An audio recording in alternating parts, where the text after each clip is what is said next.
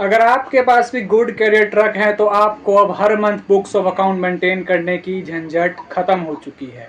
मैं बात कर रहा हूं इनकम टैक्स के एक ऐसे सेक्शन की जो आपको यह राइट देता है कि आप बिना बुक्स ऑफ अकाउंट मेंटेन किए हुए भी अपना इनकम टैक्स पे कर सकते हो। वो कैसे?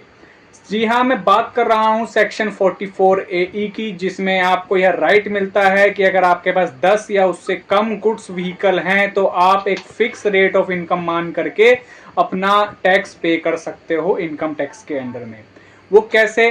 तो देखो, अगर आपके पास हैवी गुड्स व्हीकल हैं तो आपका एक फिक्स रेट यानी कि 1000 रुपीज पर मंथ पर टन के हिसाब से इनकम मानना है और टैक्स पे करना है।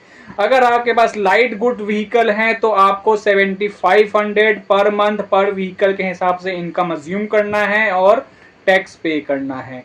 भले ही आपकी रियल इनकम कुछ भी क्यों ना हो, आपको इस फिक्स रेट ऑफ इनकम पे अपना इनकम मानना पड़ेगा और टैक्स पे करना पड़ेगा। यह है सेक्शन 44 AE।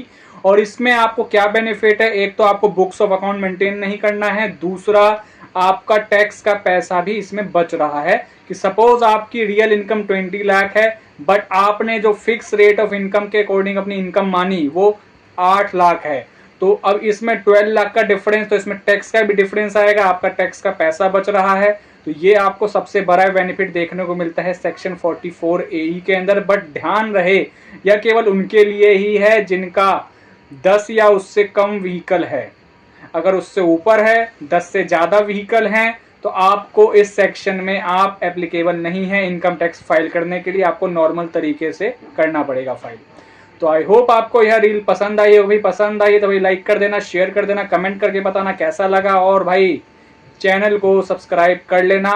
तो मिलते हैं अब आपसे नेक्स्ट रील के अंदर, तब तक देखते रहें आपका अपना अमित राय क्लासेस। धन्यवाद।